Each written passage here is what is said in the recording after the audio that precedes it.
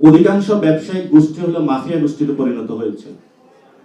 ফলত আমাদের election commission যে ধরনের জঙ্গলি কায়দায় চলে, তারাও নিজেদের মর্জি মাফিক ইচ্ছা মতন হলো কর্মীদের উপরে, এটা হোয়াইট কালার বলি, ব্লু কালার বলি, একজন মালি বলি, কর্মচারী বলি, সিও বলি, লিড বলি, কোলিড বলি, সবার ক্ষেত্রে সে একই রোল হলো বাস্তবায়ন করে।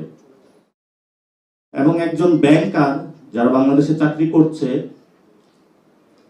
স্যালারি ভালো পায়, কিন্তু যখন সে ফ্যামিলিতে যায়, সন্তান যখন তার কাছে দৌড়ে এসে সন্ধ্যার পরে বলে, বাবা কেমন আছো, এত টায়ার্ড থাকে, এত ক্লান্ত থাকে, তার সন্তানকে সময় দেওয়ার মতন তার সময় থাকে না।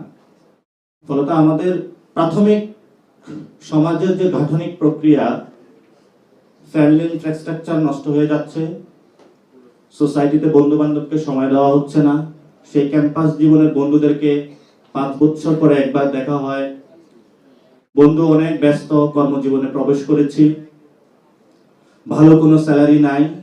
আমি অনেক কোম্পানিতে শুনেছি যদি তুমি বুয়েট থেকে পাশ করো 40,000 টাকা স্যালারি, ডিও থেকে পাশ করলে 30,000 টাকা, আইবি থেকে পাশ করলে 50,000 টাকা। এই ধরনের হলো তারা গরুর মার্কেটের মতন রেট করে দিয়েছে। এবং শুধু এটাই নয়, সবচেয়ে আমরা বড় কমপ্লেক্সিটিতে যেটা আছি সেটা হলো আমাদের কর্মঘণ্টা এবং কর্ম পরিবেশের জায়গাটা। আমাদের যারা ফিমেল ওয়ার্কার রয়েছে, নারীদের কর্ম পরিবেশ যেটা এখনো প্রাইভেট সেক্টরে নিশ্চিত করা যায়নি, পাবলিক সেক্টরে নিশ্চিত করা যায়নি। পাবলিক সেক্টরে তো আমরা অনেক দেখেছিলাম, ডিসি যারা ছিল তারা আমাদের বোনদেরকে হলো তার খাসরুমে নিয়ে যেত, পরে আবার সেগুলোর ভিডিও আমরা দেখতাম। প্রাইভেট সেক্টরে হলো বসের মর্জি মাফিকের উপরে হলো যারা আমাদের বোনরা রয়েছে তাদের প্রমোশন অনেক সময় তারা ডিপেন্ড করিয়ে রাখে, যেটা বাংলাদেশের জন্য একটা লজ্জার।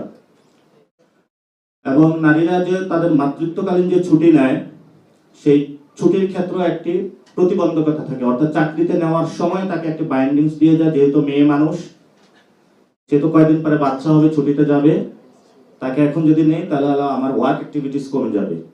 কিন্তু আমাদের যে এক্সপিরিয়েন্স প্রাইভেট সেক্টরে দেখিয়েছি, আমাদের যারা বোনরা রয়েছেন তাদের ফোকাস এরিয়া অনেক বেশি, অর্থাৎ কাজের ডেলিভারি আমাদের চেয়ে আমরা অনেক বেশি দেখেছি তাদেরকে। এবং তাদের ক্ষেত্রে আমরা যেটা দেখেছি, তারা হলো কোনো অফিসে চুরি করে না, কোনো বাটপারি করে না, মিথ্যা কথা বলে না, কোনো ঘুষ খায় না, একদম ডেডিকেটেড ওয়েতে কাজ করে।